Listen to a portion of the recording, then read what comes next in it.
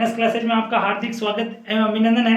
तो मोटिवेशन के साथ में शुरुआत करेंगे कि तू हंस, तू मुस्कुरा, तू हंस, तू मुस्कुरा, तू रोना कम कर दे, तू जिंदा है तो जिंदगी के नाक में दम कर दे। तो इसी मोटिवेशन के साथ में हम इसी क्लास को शुरुआत करते हैं। तो आपके चेहरे के ऊपर मुस्कान जरूर लाइए। तो सबसे पहले आज सबसे महत्वपूर्ण क्या है कि भारतीय रिजर्व बैंक यानी कि आरबीआई बैंक ने रेपो रेट 0.4% हाल ही में बढ़ी है। क्यों बढ़ी है, रेपो रेट क्या कहते हैं, किस क्या होती है और रिवर्स रेपो रेट क्या होती है, इसके बारे में हम पढ़ते हैं। सबसे पहले पढ़ने की स्टाइल देखना कि क्या क्वेश्चन बनते हैं। केवल वहां पे अभी वर्तमान में यही नहीं आएगा कि केवल 0.4% रेपो रेट किसने बनाई, ये नहीं आएगा। सबसे पहले हम इसका पोस्टमार्टम करते थे, भारतीय रिजर्व बैंक क्या है। तो इसका पूरा नाम है भारतीय रिजर्व बैंक, ठीक है ना। तो ये नोट जारी करता है और कितनी अभी भारत के अंदर 4 शाखा यानी कि स्थानों के ऊपर नोट करेंसी छपती है।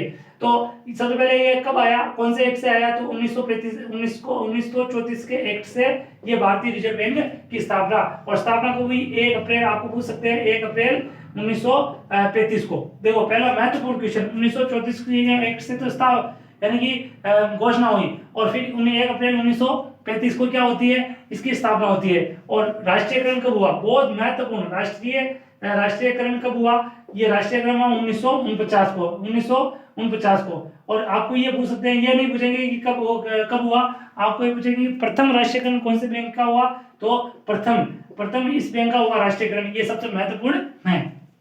तो फिर बाद में और क्या पूछ सकते हैं कि अभी वर्तमान में इनके गवर्नर कौन है, तो शक्तिकांत। कौन है, शक्तिकांत। आपको अभी नोट के अंदर लिखा होगा नीचे, मैं अदा करता हूं तो शक्तिकांत ये अदा करते हैं ना। और पहले गवर्नर कौन थे, आपको ये पूछ सकते हैं पहले गवर्नर कौन थे, इनके सी डी देशमुख कौन थे, देशमुख।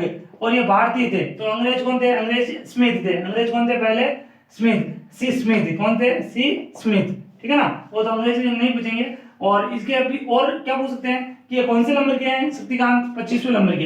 तो आपको 24वें नंबर के कौन है, ये भी महत्वपूर्ण है, क्योंकि हाल ही में वो जाते हैं ना, वो ऐसा पूछते हैं कि शक्तिकांत किसके स्थान पर आए, तो उर्जित पटेल की साथ, उर्जित पटेल पहले अभी गवर्नर थे 24वें, और उनके स्थान पर ये आए, ठीक है ना। ये आपका अभी पहले क्या पोस्टमार्टम हुआ, एक क्वेश्चन के 10 क्वेश्चन। और सबसे महत्वपूर्ण क्वेश्चन, भारतीय रिजर्व बैंक की स्थापना और इनके गवर्नर कितने हैं ये, ठीक है ना। और अभी करेंसी कितने स्थानों पर छपती है, 4, कितने 4, अभी मैं बोल के बताऊंगा कौन कौन से। अब हम भारतीय रिजर्व बैंक ने क्या किया, रेपो रेट लागू कर दी। और लागू तो पहले होती है, लागू तो होती है लेकिन इसने बढ़ा दी। अब सबसे पहले हम बात करते हैं रेपो रेट क्या होती है।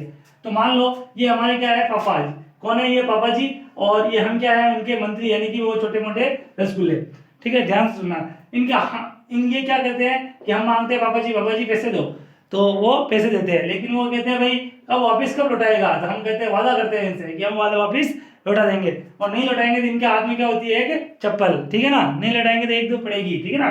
तो ऐसे ही तो भारतीय रिजर्व बैंक क्या करता है, दूसरे बैंकों को क्या करता है, पापा जी दूसरे बैंकों को क्या करते हैं, यानी कि पैसा देते हैं। और पैसा देते हैं तो इस जो रेट को कहते हैं रेपो रेट कहते हैं, इस रेट को क्या कहते हैं, रेपो रेट। और रेपो रेट पहले कितने पर थी, 4%, फिर बाद में बढ़ी 0.4%। तो अभी वर्तमान रेपो रेट कितनी हो गई, रेपो रेट हो गई 4 + 0.4, तो कितने परसेंट हो गई, 4.4% रेपो रेट हो गई। ये सबसे महत्वपूर्ण क्वेश्चन ये बनेगा, सबसे पहले अच्छी बात है।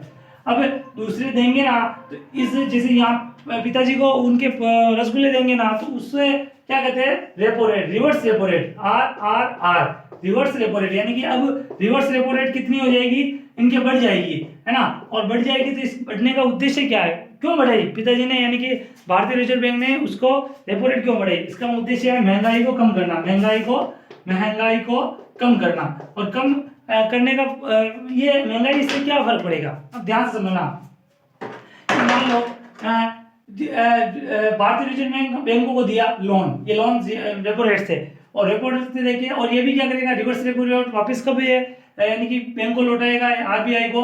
तो ये भी क्या करेगा, कस्टमरों से, यानी कोई हम कस्टमर है ना, तो ये हमारे से लोन देगा हमारे को। इसने भारतीय रिजर्व बैंक ने दूसरे बैंकों को दिया, और दूसरे बैंक हमारे को लोन देंगे। और लोन देने के बाद में हमारा लोन भी महंगा होगा, क्योंकि उन्होंने ब्याज बढ़ा दिया, तो ये भी ब्याज बढ़ाएंगे। और बढ़ाएंगे तो क्या करेंगे, हम अपने वो पैसे आते हैं ना, तो ज़्यादा ब्याज भरना पड़ता है, इसलिए हम पैसों को कंट्रोल करेंगे, यानी कि चीज़ों को जो आवश्यकता अनुसार ही उस पैसे को यूज करेंगे, फिजूल खर्ची नहीं करेंगे तो फिजूल खर्ची कम होगी तो महंगाई क्या आएगी, वस्तुएं क्या रहेगी, महंगी वस्तु नहीं होगी, इसलिए महंगाई के ऊपर क्या होगा, कंट्रोल होगा। इसलिए इसका उद्देश्य क्या है भारतीय रिजर्व बैंक का, कि महंगाई को कंट्रोल करना।